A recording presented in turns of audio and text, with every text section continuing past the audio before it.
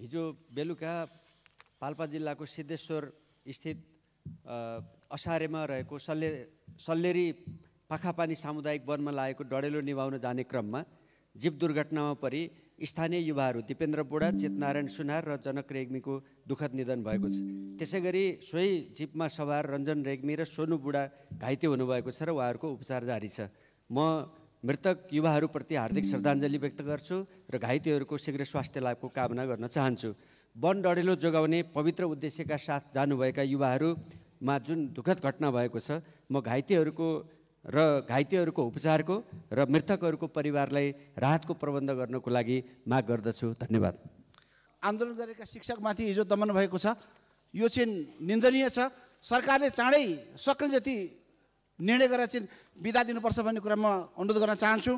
यो सँगै पार्टीको सहमहामन्त्रीको छोराको नाम जोडिएको छ, यो प्रमाणित हुनुपर्छ।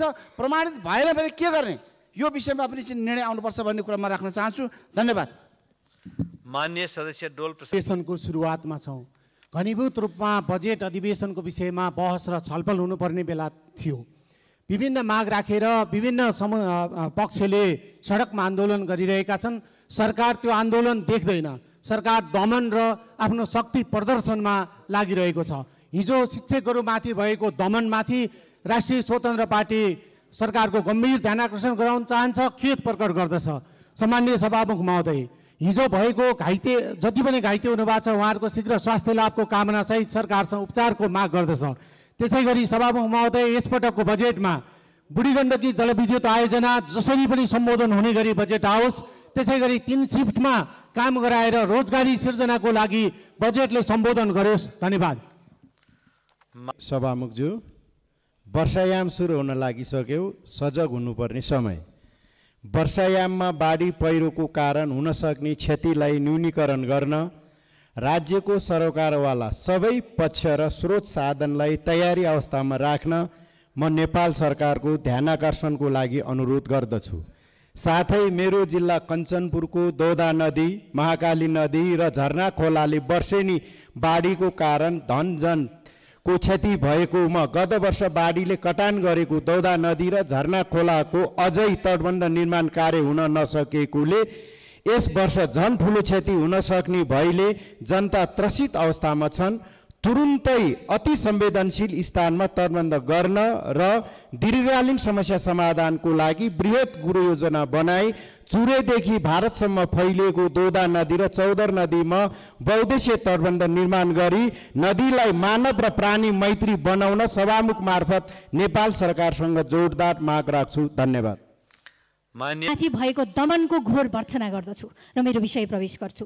विपद व्यवस्थापन, जोखिम न्यूनीकरण र पूर्व तयारी बारे मैले यो सदनमा पटक पटक सरकारको ध्यान आकर्षण गराएको छु। मेरो निर्वाचन क्षेत्रमा घरको छानामाथि 4 जना बसेर हार गुहार गरेर गुहार माग गर्दा गर्दै बाढीमा बग्नु परेको काहाली लाग्दो घटना गृहमन्त्रीज्यू र तपाईँ हाम्रो आँखामा ताजै होला। उपत्यकाको थुप्रै नदीहरू निकास हुने ठाउँ, चौबारको गल्छी, कीर्तिपुर नगरपालिका र ललितपुर महानगरपालिका बीचको कटान भएको ठाउँ जहाँ डाँडाको ढुङ्गाहरू खसेर थुप्रिएर त्यहाँ गल्छी साँगुरी भएको छ र वर्षेनी पानीको बहाव बढेको अवस्थामा ब्याकफ्लो भएर ललितपुरका थुप्रै ठाउँहरू डुबानमा पर्छ। सरकारले विपद परेको बेला अतालिने र कर्मण्यता प्रस्तुत गर्ने उपकरण छैन, भिजिबिलिटी पुगेन भन्ने मात्र हो कि समयमै समस्या पहिचान गरेर समाधान गर्ने हो। तसर्थ त्यो गल्छी फराकिलो बनाउन, त्यहाँ थुप्रिएका ढुङ्गाहरू निकाल्नको लागि, व्यवस्थापन गर्नको लागि म सरकारलाई यथाशीघ्र काम गरोस् भनेर भन्न चाहन्छु कि त्यो उपत्यकालाई डुबाउनु। 1 महिना हुन थालिसक्यो। शिक्षक आन्दोलन, मिटर ब्याजी आन्दोलन, सहकारी पीडित आन्दोलन, डाक्टरहरूको आन्दोलन र कर्मचारीहरूको पनि तयारी हुन गइराखेको छ। नयाँ नयाँ भ्रष्टाचार काण्ड आइराखेको छ। पोखरा इन्टरनेसनल एयरपोर्ट र भैरवा इन्टरनेसनल एयरपोर्टको बर्मा लुटको कथा बजारमा छर्लङ्ग आइराखेको छ। यी काण्डहरू जेलमा पार्नको लागि अब सरकारले, राजावादीहरूले अस्थिरता ल्यायो देशमा भनिकन यही सदनमा पनि यी राजावादीलाई थुन्नुपर्छ, जेलमा हाल्नुपर्छ भन्ने अभिव्यक्ति आएको छ। हो, हामी राजा चाहिन्छ यो देशमा भन्ने पार्टीका मान्छे हौँ सभासदज्यू। यदि हामीबाट कुनै कमी कमजोरी भएको छ भनेदेखि कारबाहीको सजाय भोग्न हामी तयार छौँ र यदि देशको उन्नति र प्रगति गर्न यी भ्रष्टाचारीहरूलाई छिनो फानो यो सरकारले 9 महिना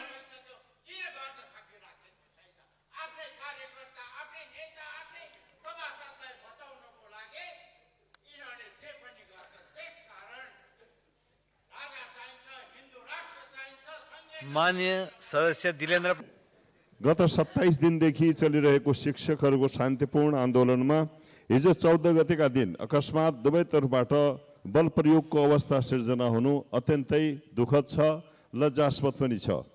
उपचाररत सबै घाइते शिक्षकहरूको शीघ्र स्वास्थ्यको लाभको कामना गर्न चाहन्छु। जननिर्वाचित लोकतान्त्रिक सरकार थप संयमित, जिम्मेवार र संवेदनशील बन्नु जरुरी छ। यसरी सरकार दमन गर्नतर्फ होइन, सकारात्मक सोचका साथ शिक्षकहरूका जायज मागहरू सम्बोधन गर्नतर्फ अविलम्ब अग्रसर बनोस्।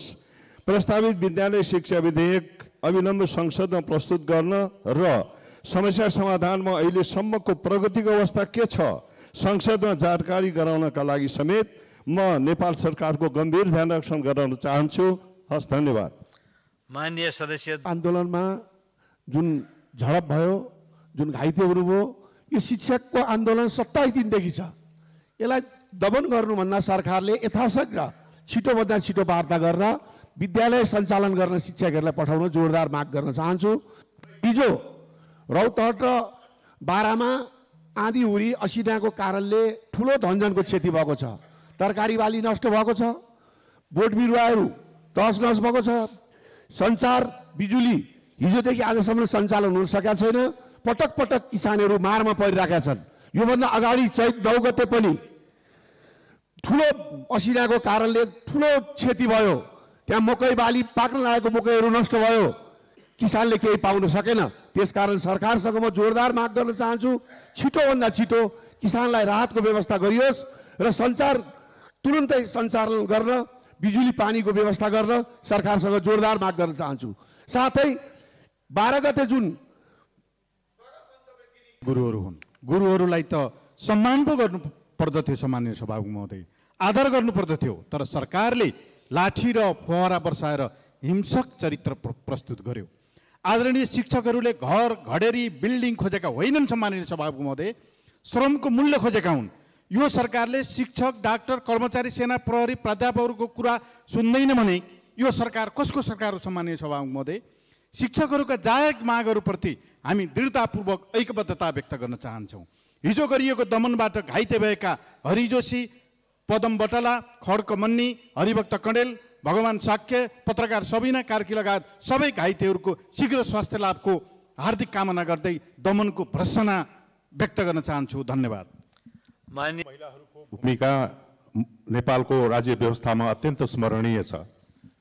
शिक्षकहरूको पीडा सम्बोधन गर्न शिक्षा मन्त्री विद्या भट्टराई हटे लगत्तै शिक्षकको शान्तिपूर्ण विरोध प्रदर्शनमा दमन भएको छ। बल प्रयोग गरी पत्रकार लगायत शिक्षकहरू घाइते बनाइएका छन्।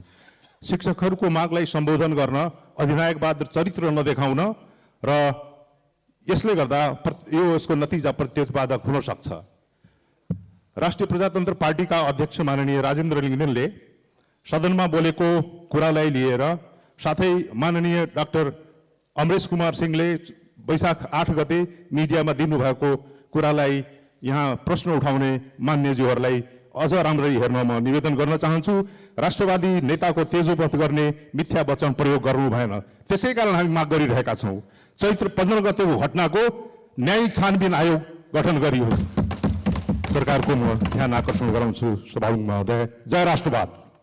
लिङ्गदेनले जुन उहाँले चाहिँ नेपाली काङ्ग्रेसका सहमन्त्रीका छोरा बिना प्रमाण, बिना आधार जुन उहाँले नाम लिएर सम्बोधन गरेर चोरीको प्रकरणमा लागेको भनेर उहाँले चाहिँ यही सदनमा, गरिमामय सदनमा जुन बोल्नु भएको छ। त्यसै गरी डाक्टर अमरेश सिंहले आफ्नो कुन पत्रिकामा इन्टरभ्यू दिने क्रममा उहाँले जुन भन्नुभएको छ त्यसको प्रमाण हामी नेपाली काङ्ग्रेस जस्तो पार्टीको कार्यकर्तालाई र उनका नेताका छोराहरूलाई जथाभावी बिना आधार बिना प्रमाणको जुन लालछना लगाइएछ त्यसको प्रमाण हामी माग्न चाहन्छौँ र यदि त्यो प्रमाण सही होइन भने उहाँहरूले यही सदनबाट माफी माग्नुपर्छ भन्ने मैले यो सभामुख मार्फत मैले यो जोरदार माग गरेको छु। अर्को कुरा सभामुख महोदय, शिक्षकहरूप्रति हिजो जुन भयो व्यवहार त्यो एकदम दुःखदायी हो र उहाँहरूको जायज मागलाई छिटोभन्दा छिटो सम्बोधन गरेर उहाँहरूको कार्यक्षेत्रमा पुनः फर्काउनलाई आग्रह पनि गर्दछु, किनकि शिक्षा नै कुनै पनि देशको क्षेत्र नम्बर 1 को प्रोखला गाउँपालिका वडा नम्बर 1 को प्रोखला गाउँपालिका वडा नम्बर 1 को पोखन्दी लिफ्टिङ खानेपानी आयोजना, वडा नम्बर 4 को बेसरगा लिफ्टिङ खानेपानी आयोजना आर्थिक वर्ष 76-77 देखि सुरुवात भएको र विगत 3-4 वर्षदेखि त्यो केही काम पनि हुन नसकेको या पटक पटक आवाज उठाउँदा पनि सम्बन्धित मन्त्रालय सम्बन्धित निकायले ध्यान नदिइरहेको र त्यहाँको चाहिँ एउटा आधारभूत तहको चाहिँ खानेपानी सेवा समेत प्रबन्ध गर्न नसकिरहेको अवस्थामा सम्बन्धित निकायको पटक पटक ध्यानाकर्षण गरेको छु। अवश्य पनि सभामुख मार्फत सम्बन्धित मन्त्रालयको मैले ध्यानाकर्षण गर्न चाहन्छु र हाम्रो विगत 24-25 दिनदेखि हाम्रो अनवरत रूपमा शिक्षकहरू आन्दोलित हुनुहुन्छ। शिक्षकहरूको जायज मागलाई सम्बोधन गरी लाखौँ लाख विद्यार्थीहरूको पढ्ने एउटा नैसर्गिक अधिकारलाई चाहिँ सुनिश्चित गर्न वातावरण निर्माण गर्नको निमित्त सबै पक्षलाई जिम्मेवार भएर हामी चाहिँ विभिन्न खालको चाहिँ आरोप प्रत्यारोप भन्दा पनि जिम्मेवार भएर सबैले साझा रूपमा सम्बोधन। आज 27 दिनदेखि देशभरका शिक्षकहरू काठमाडौँको सडकमा छन्। नयाँ शैक्षिक सत्र सुरु भयो, कक्षा 12 को परीक्षा र एसी सब बर्बाद भएका छन्। देशको बौद्धिक वर्ग 1-2 दिन होइन 27 दिनसम्म सडकमा रहँदा पनि सरकार चुपचाप देखिन्छ। बरु शिक्षकको माग सम्बोधन गर्नुपर्छ भन्ने मन्त्रीबाट निकालिएको छ। सरकारले शिक्षकका माग पूरा गर्नुको साटो शिक्षकहरूमाथि चरम दमन सुरु भएको छ। हिजो मात्र प्रहरीको दमनबाट 63 जना शिक्षक र पत्रकार घाइते भएका छन्। सम्माननीय सभामुख मार्फत सरकारले गरेको दमनको घोर निन्द्रा गर्न चाहन्छु। घाइते शिक्षकहरूको शीघ्र स्वास्थ्य लाभको कामना गर्न चाहन्छु। पत्रकारको शीघ्र स्वास्थ्य लाभको कामना गर्न चाहन्छु। पूर्व सरकारले शिक्षक महासङ्घसँग गरेको सम्झौता अनुसार शिक्षकका माग यथाशीघ्र सम्बोधन गर्न सरकारसँग जोरदार माग गर्न चाहन्छु। धन्यवाद। प्रमुख महोदय, सयौं हजारौं नेपाली जनताको बलिदानी सङ्घर्षबाट प्राप्त जनअधिकार सम्पन्न सङ्घीय लोकतान्त्रिक सङ्घीय संसदीय व्यवस्थामा हामी छौँ। जननिर्वाचित संविधान सभा हरेक क्षेत्र वर्ग र सम्प्रदायका समानुपातिक सदस्यहरू समेतले तयार गरेको अनुमोदित संविधान जसको परिपालनको लागि नेपालमा नेपाल र नेपालीको भाग्य र भविष्यको पहरेदारको रूपमा सार्वभौम संसद छ। यही संसदको सुरक्षा घेरामा बसेर यही संविधानले दिएको सुविधा खाएर यही संविधान नष्ट गर्ने कल्पनामा गैर असंवैधानिक अराजक अपराधिक उद्दण्डतामा रमाएको झुन्डलाई कुनै पार्टीको गतिविधि भनेर कानुनले कति माफ गर्न मिल्छ।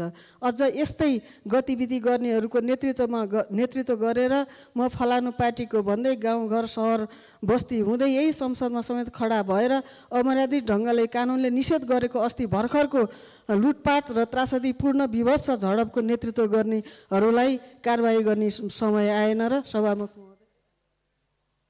आज म डिजिटल नेपालको नारा लगाइरहने सरकारलाई एउटा सुझाव दिन चाहन्छु।